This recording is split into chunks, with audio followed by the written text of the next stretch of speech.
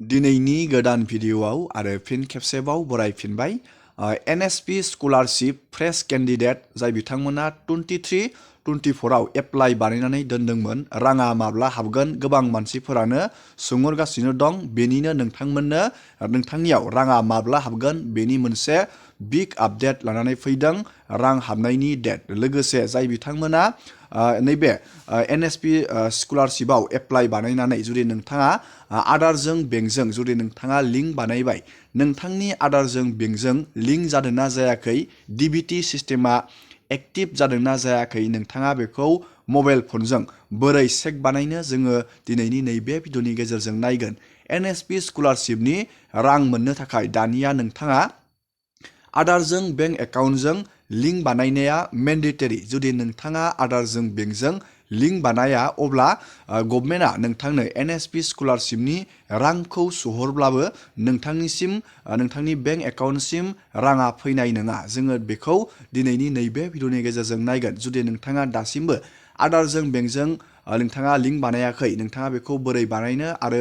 बानायनायफोरा बोरै चेक बानायनो गावबा गावनि मबाइल फनजोंनो अनलाइन जोङो बेनि प्रसेसखौ नायगोन लोगोसे NSP स्कलारशिपनि राङा माब्ला हाबगोन जोङो बेनि मस्ट इम्पर्टेन्ट आपडेटखौ नायगोन जाय बिथांमोना रिनिउवेल बानायबाय जानो हागौ नोंथांमोनाथ' रांखौ दाख्लैबावै मोनखांबाय दानिया जोङो नायगोन फ्रेश केन्डिडेटआ रांखौ माब्ला हाबगोन जोङो बेनि मोनसे इम्पर्टेन्ट आपडेटखौ दिनैनि नैबे भिडिअनि गेजेरजों नाय जुदि नोंथाङा इन्टारेस्टेड भिडिअखौ जोजासे नायलांबाय थाबानो जाबाय आरो बेफोरबायदिनो गोदान आपडेट डिटेल स्किम डिजिटेल खौरां मिथिबाय थानो थाखाय नोंथाङा चेनेलाव गोदानबा चेनेलखौ साबस्क्राइब खालामबानो जाबाय रां हाबनायनि नोंथाङा बेयाव आपडेटखौ नायनो थाखाय नोंथाङा हारसिङैबो हागोन नैबे नोंथाङा scholarship.gov.in नोंथाङा बेखौ सार्च खालामनो नांगोन दानिया नोंथाङा नैबे 3 डटआव क्लिक खालामनांगोन 3 डटआव क्लिक खालामनानै नैबे स्किम अन NSP नोंथाङा बेयाव क्लिक खालामनांगोन स्किम अन NSP आव नोंथाङा क्लिक खालामबानो जाबाय बेबायदि दानिया आङो बेयाव क्लिक खालामबाय दानिया नोंथाङा बेयाव क्लिक बानायनाय लोगो लोगोनो बेबायदि मोनसे पेज खेवगोन आरो नोंथाङा नैबेयाव नोंथाङा नुनो मोनदों स्टेट स्किम बेयाव नोंथाङा क्लिक खालामनो नांगोन क्लिक खालामनानै नैबे जोङो आसामनिखौ नायगोन ST स्टुडेन्टफोरनिखौ स्टेट अफ आसाम नोंथाङा बेयाव क्लिक खालामनो नांगोन दानिया नोंथाङा बे स्टेट अफ आसामाव नोंथाङा क्लिक खालामनानै होनांगोन आरो नैबे सार्चआव नोंथाङा क्लिक खालामनानै होनांगोन बेबायदि आं दानिया बेयाव क्लिक खालामबाय बेयाव क्लिक खालामनाय लोगो लोगोनो नोंथाङा नैबेयाव नुनो मोनदों नैबेयाव नुनो मोनदों नोंथाङा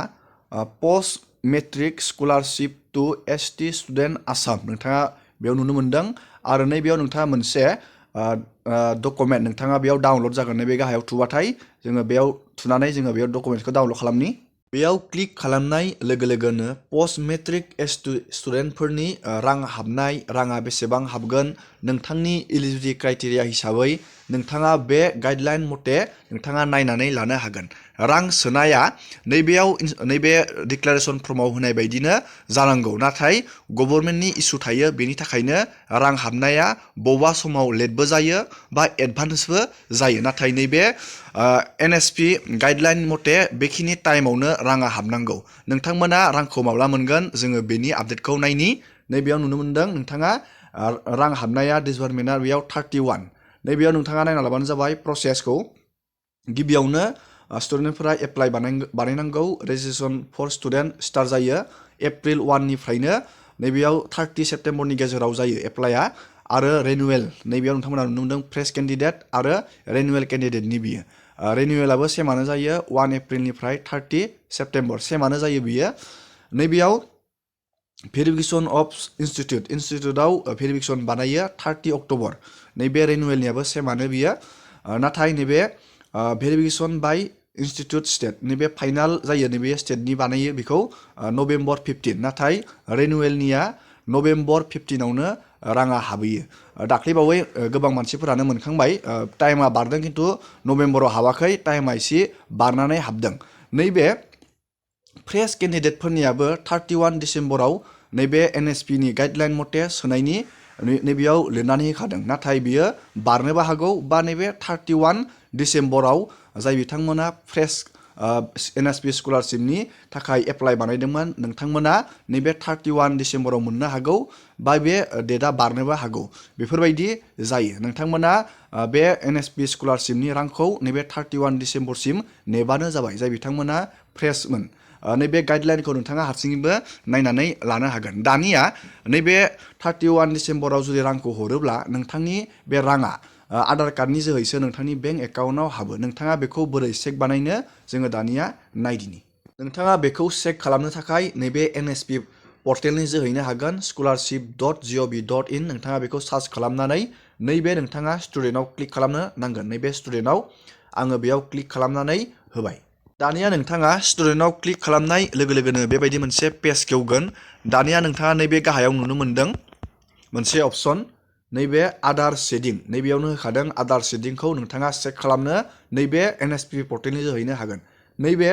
चेक बेंक एकाउन्ट आधार लिंकिंआव नोंथाङा क्लिक खालामनानै होनांगोन आं दानिया बेयाव क्लिक खालामबाय बेयाव क्लिक खालामनानै नोंथाङा नैबे अकेआव क्लिक खालामनानै होनांगोन दानिया आङो बे अकेआव क्लिक खालामनानै होबाय बेयाव क्लिक खालामनाय लोगो लोगोनो नोंथाङा माइ आधार मोनसे पर्टेलाव नोंथाङा बेबायदि मोनहैनो हागोन नैबेयाव नोंथांमोना मोनसे अपसन नुनो मोनदों लगइन बे लगइनाव क्लिक खालामनांगोन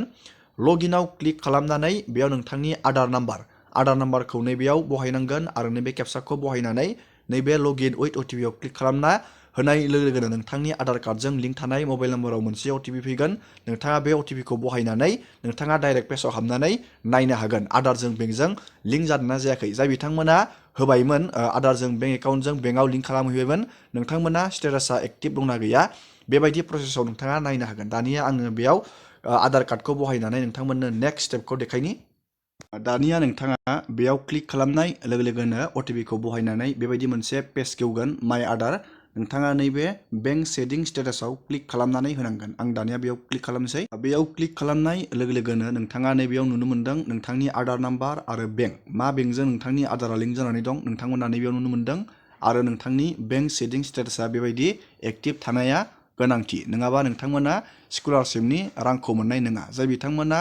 NSP स्कलारशिपआव एप्लाइ बानायदों जुदि नोंथाङा आधारजों बेंकजों जुदि लिंक बानायहैबायबा नोंथाङा बेबायदि चेक खालामनो हागोन एक्टिभ दंना गैया आरो जाय बिथांमोना दासिमबो बानायाखै नोंथांमोना बेंकआव थांनानै आधारजों बेंक एकाउन्टजों लिंक बानायनो थाखाय आर'जलाइ गथायनो हागोन दिनैनि भिडिअखौ बेखिनियावनो फोजोबनाय जाबाय नोंथांमोना भिडिअखौ नायनानै मोजां मोनदोंबा लाइक खालामबानो जाबाय चेनेलाव गोदानबा चेनेलखौ साबस्क्राइब खालामबानो जाबाय एसेनोसै दिनैनि भिडिअ